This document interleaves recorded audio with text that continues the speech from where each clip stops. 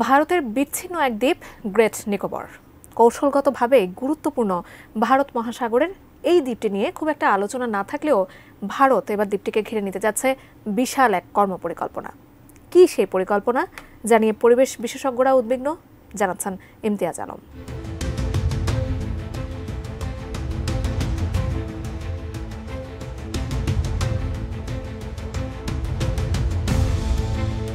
ভারতের মূল ভূখণ্ডের সীমান্ত এলাকা থেকে ৮০০ মাইল দূরে ভারত মহাসাগরে অবস্থিত আন্দামান ও নিকোবর দ্বীপটি মূলত বনভূমি অধ্যুষিত।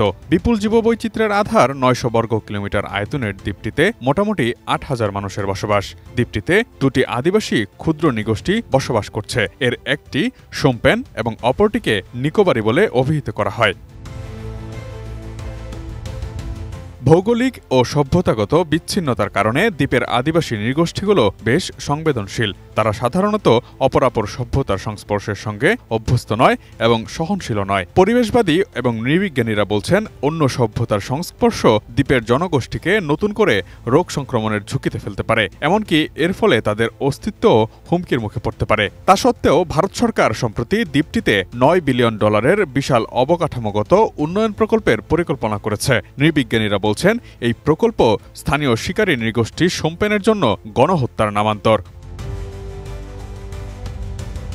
ব্রিটিশ গণমাধ্যম দ্য গার্ডিয়ানের প্রকাশিত এক প্রতিবেদনে বলা হয়েছে, দ্বীপটিতে হংকং ইন ইন্ডিয়া নামে একটি উন্নয়ন প্রকল্পের পরিকল্পনা করা হয়েছে। এই প্রকল্পের আওতায় দ্বীপটিকে পর্যটনের উপযোগী করার পাশাপাশি এতে জাহাজ বন্দর নির্মাণ, বিমানবন্দর নির্মাণ, সামরিক ঘাঁটি, এমনকি বিদ্যুৎ কেন্দ্র স্থাপনেরও পরিকল্পনা রয়েছে ভারতের। জাহাজ বন্দরের নির্মাণ কাজ চলতি বছরই শুরু হওয়ার কথা রয়েছে। এরই মধ্যে প্রকল্পটির জন্য দ্বীপের 8.5 লাখ গাছ কাটার অনুমোদন দিয়েছে ভারত সরকার। বছরে 1.5 কোটিরও বেশি কন্টেইনার পরিবহনে সক্ষম বন্দরটি 2028 সালের মধ্যে তৈরি হয়ে যাওয়ার কথা।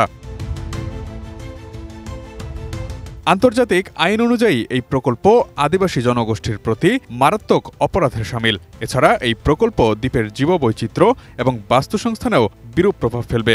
এই ঘটনায় উদ্বেগ জানিয়ে 13টি দেশের 39 জন গবেষক ভারতের রাষ্ট্রপতি দ্রৌপদী মুর্মুকে একটি খোলা চিঠিও দিয়েছেন। স্বাস্থ্যকর অল টাইম ফ্যামিলি কেক, সব সময় অল টাইম হেলদি লাইফ।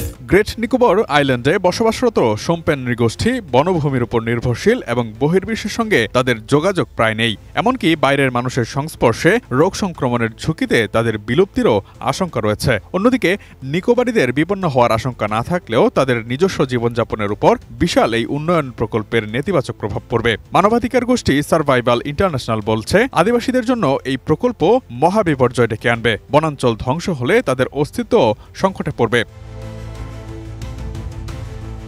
কিন্তু ভারত সরকারের উন্নয়ন পরিকল্পনায় তাদের জন্য কোনো স্পষ্ট নির্দেশনা নেই, বরং প্রয়োজনে আদিবাসীদের স্থানান্তরের বিষয়টি উল্লেখ করা হয়েছে। সরকার মনে করে প্রকল্পটি ভারত মহাসাগরে তাদের কৌশলগত নিরাপত্তা এবং চীনের ক্রমবর্ধমান প্রভাব মোকাবেলা করতে সহায়তা করবে।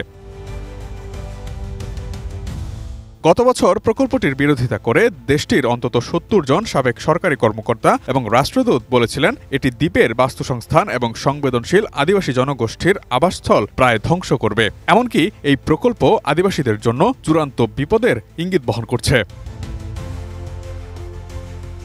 Imtiaz Alam, desk report, ATN news.